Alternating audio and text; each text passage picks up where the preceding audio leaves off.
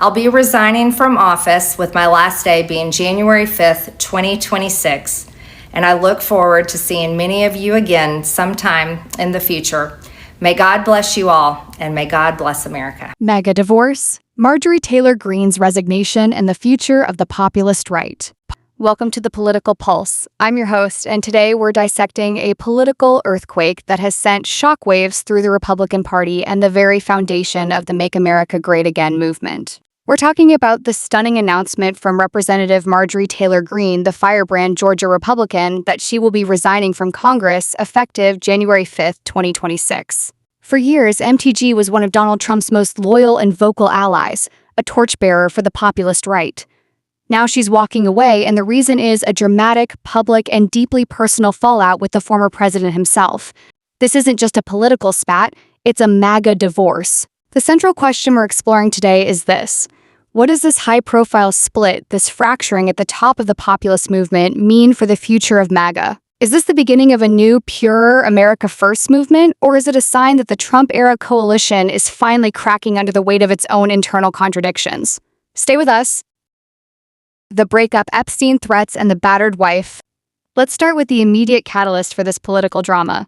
The news broke late last week, and the details are as explosive as you might expect. Marjorie Taylor Greene's resignation comes after months of escalating tension with Donald Trump, but the final straw appears to be her stance on the release of the Jeffrey Epstein files. Greene was one of the Republicans who pushed for the full, unredacted release of documents related to the late financier and convicted sex offender.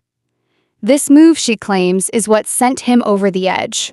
In her 4-page resignation statement, Greene did not mince words, saying she refused to be a battered wife. She stated, and I quote, "Standing up for American women who were raped at 14, trafficked, and used by rich, powerful men should not result in me being called a traitor and threatened by the President of the United States, whom I fought for." The language is raw, personal, and highly charged.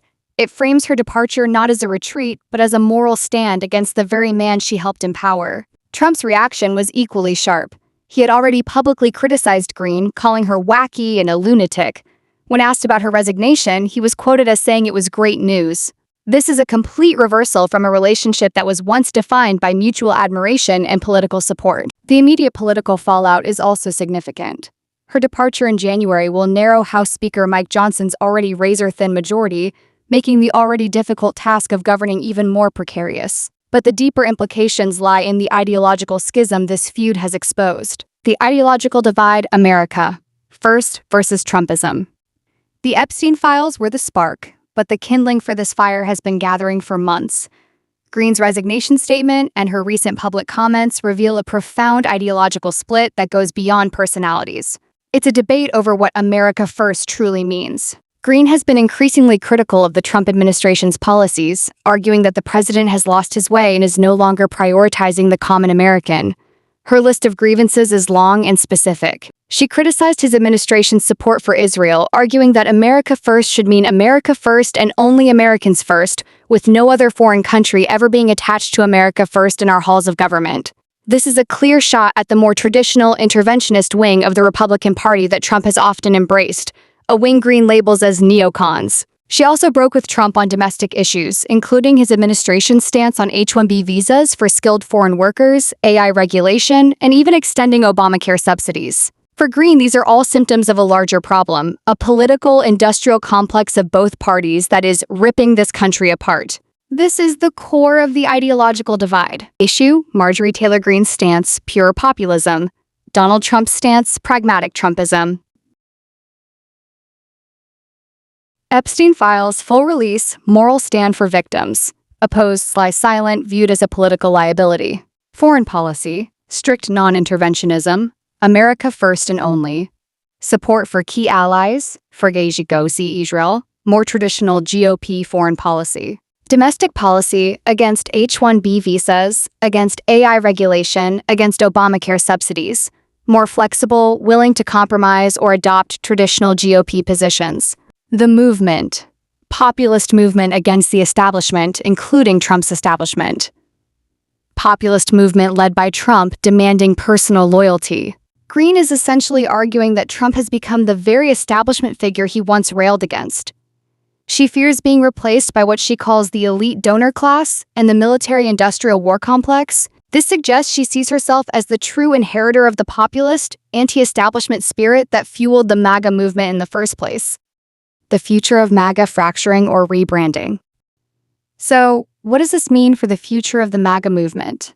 This is not the first time a prominent figure has broken with Trump, but Greene's profile, her deep connection to the grassroots, her fundraising prowess, and her visibility makes this split particularly significant.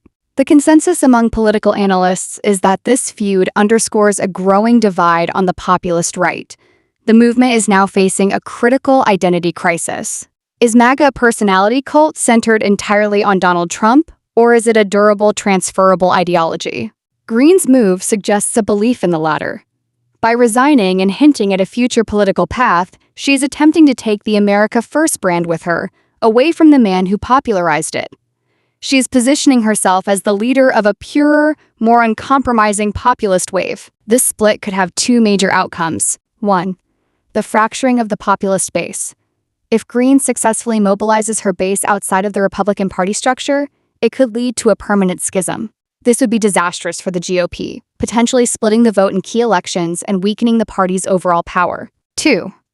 The rebranding of America First. Alternatively, this could be a necessary evolution. The America First ideology, as defined by Greene, might become a more radical, anti-establishment force, one that is willing to challenge the Republican Party leadership, even if it means challenging Trump himself. The movement may be shifting from a personality-driven phenomenon to a more policy-driven one, albeit a very extreme one. The fact that Trump felt the need to publicly attack her and call her resignation great news shows he recognizes the threat she poses to his control over the movement.